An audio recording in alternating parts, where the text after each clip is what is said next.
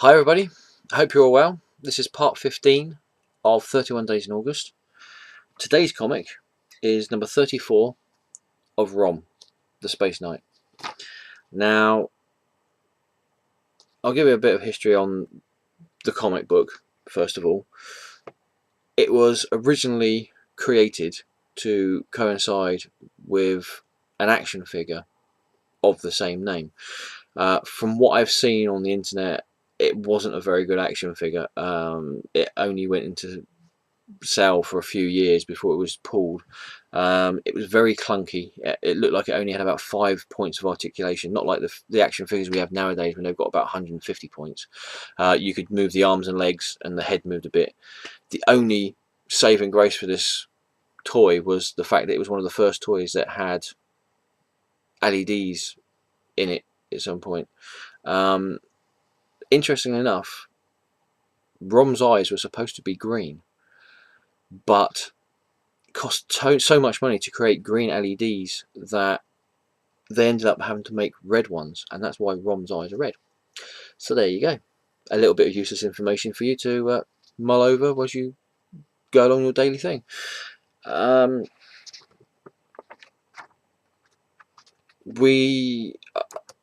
give you a bit of history on the actual character of Rom as well. He is the last and the greatest of the Space Knights, or as he believes he is the last of the Space Knights. The Space Knights were a group of beings who gave up their humanity so that they would be encased in robotic armor, so they could help cleanse the universe of another group of beings called the Dire Wraiths, who were this sort of like parasitic entity that possessed people and other creatures, and they mutated them in some way. Some people just got sort of superpowers or became super strong. Other people, creatures, mutated horribly into monsters. As we begin the story, previously Rom has had to destroy a whole group of people because they were possessed by the Dire Wraiths. The only person that's survived from this is a young blind girl. Rom and the blind girl are stood on the cliff tops overlooking the sea, and as the full moon rises, Rom turns to the young girl and says, "I'm going to have to go. I have to, hunt more Dire Wraiths and stop them from causing any more problems." The young girl says to Rom, "You can't do this. I'm on my own. Let me come with you." As a parting gesture, Rom uses his spectral analyzer, which is a weapon he has that can it can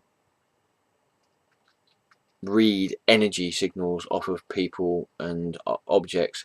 It can also be used as a weapon of destruction. In this case, it's being used for a weapon of healing, and Rom uses his spectral analyzer to heal the young girl and to cure her of her blindness. The girl is obviously happy that she can see again, but she's still going to be on her own. She can't go back to where she came from because there's nobody there, and the Dire Wraith energy is still there, and she wouldn't feel safe. Rom agrees with her, so he picks her up and flies off over the ocean to find somewhere safe for her to go. Whilst this is happening, deep below the sea, Namor is in Atlantis when he gets word of the sea creatures acting very strangely. A few of the sea creatures have mutated horribly into monsters, and they're all congregating around this undersea cave. As we all know, Namor doesn't like anybody messing with the sea, let alone the sea creatures, so he goes off swimming off to investigate. Whilst Namor is going to investigate to find out what's going on with the sea creatures, Rom and the young girl is flying overhead when they get attacked by a giant sea monster. Rom uses his spectral analyzer to see if this is actually an earthbound creature or whether it's a Dire Wraith mutation. If it was an earthbound creature, he would have left it alone because he would have no reason to kill it. but it turns out it's what would normally be a harmless electric eel that has been mutated and turned into a sea monster by the dire wraith. ROM uses his spectroanalyzer to sadly kill the sea creature, also killing the dire wraith as well. But in its death throes, the sea creature lets out a massive electrical discharge, and it knocks ROM and the young girl from out the sky. Just as the girl is about to hit the ocean, the top of the ocean, Namor jumps out and saves her. He calls forth one of these fishes, which I have to say I've never seen a fish that big that looked like that and able to blow bubbles. But this fish comes to the surface, blows a big air bubble. Namor places the young girl inside the air bubble, and she's taken to safety under the sea, as Namor goes off to see if he can find ROM. ROM is unconscious as he falls further and further to the sea floor. Just before he's about to drown, he wakes up again, and he turns on his life support system, enabling him to breathe underwater. He goes off in search of the young girl, just as Namor is going off in search of ROM.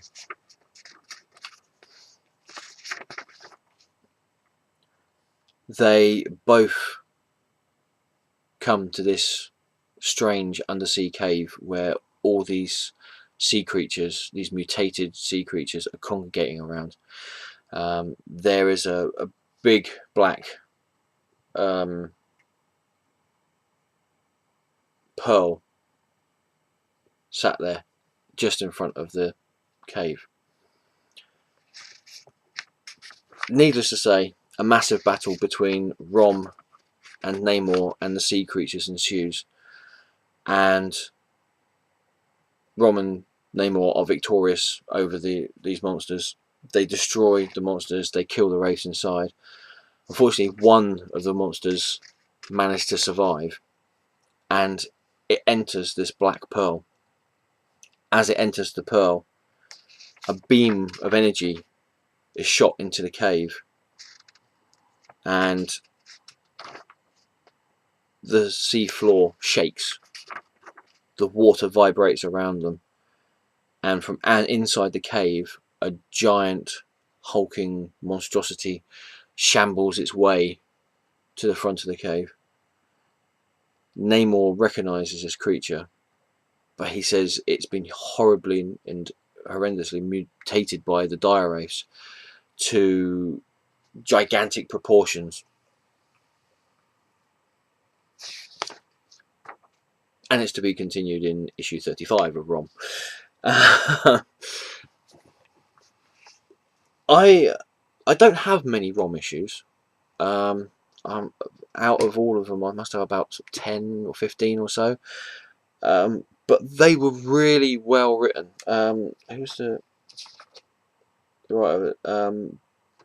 Bill Mantlo was the writer, and Sal Bushcombe, terrible, you know I'm terrible with names, was the artist.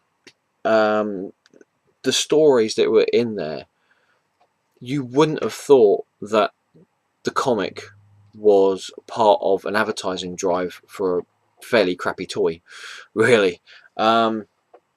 They were really poignant. I mean, I would almost go as far to say that ROM could have easily been a replacement for the Silver Surfer, if they ever wanted to have one. He had that sort of universal awareness about him, because he'd come from space to the Earth, and you know, he hunted dire wraiths, and he had to kill the people who were possessed by a dire wraith, but he didn't want to kill the people. He had to, because that was the only way he could kill the dire wraiths. So he was definitely doing these things with a heavy heart, and you could tell just by reading some of the dialogue that was in there that he didn't want to kill these creatures or these people, but because they were possessed, he had to, you know. And yeah, I mean, the issues of ROM that I've got, I've really enjoyed reading. I mean, I think they are some of the best written comics from the 80s, and there's not a lot of people that collect them, as far as I know. You know, it seems to be one of those series where I suppose a lot of people don't get it because of, you know, the connection with the toy in that. I'd imagine. I don't know. But if you can get hold of any trade paperbacks, or if you can find these cheaply, because they're not cheap on the internet, unfortunately, but if you can find them fairly cheaply, they are worth picking up. So yeah, there you go. That was part 15 of 31 Days in August. Tomorrow is Thursday. The day after that is Friday, and that's when I do my viewer's choice random number generator. That sounds a lot more impressive than it actually is. It's actually a hat with some paper in it. So for that, I need 2 numbers. If you can give me, if you've already given me numbers, that's fine. Give me more numbers. If you've given me numbers already and I've picked the numbers out and I've already reviewed the comics, you can still give me more numbers. And if you've never given me numbers before, now's the time to give me the numbers. The 2 numbers I need are from number 1 to 51, which, as I said before, corresponds to the boxes behind me, and from number 1 to 300, which corresponds to the comics inside. On Friday, I will pull 2 names out of the hat, and those 2 people who have given me 2 numbers, I will go to those boxes, I will pull out the comic, and then Saturday and Sunday I will review those comics. Makes it a bit more fun for me, and it hopefully makes it a bit more fun for you as well. Not only that, but there is a raffle involved with that as well. So I will I'll elaborate again on Friday about the raffle. But there are prizes, but in order to win a chance to win in the prizes, you have to be subscribed to my channel, and 2 of the rules are you have to be subscribed to my channel and you need to give me 2 numbers at some point in the whole 31 Days of August thing. Okay, so yeah, tomorrow is another day and is another comic. Which one? I don't know. I don't know until I wake up in the morning, dive into those boxes and pull one out. So come back tomorrow and we'll all find out together what comic it is that I've had the chance to reread. So thanks for watching. Thank you everybody who's taken part so far, and like I said before, if you want to give me another 2 numbers, that's fine. The more numbers the merrier. So take it easy, enjoy the comics that you're reading, and hopefully see you tomorrow. Ta-ta for now.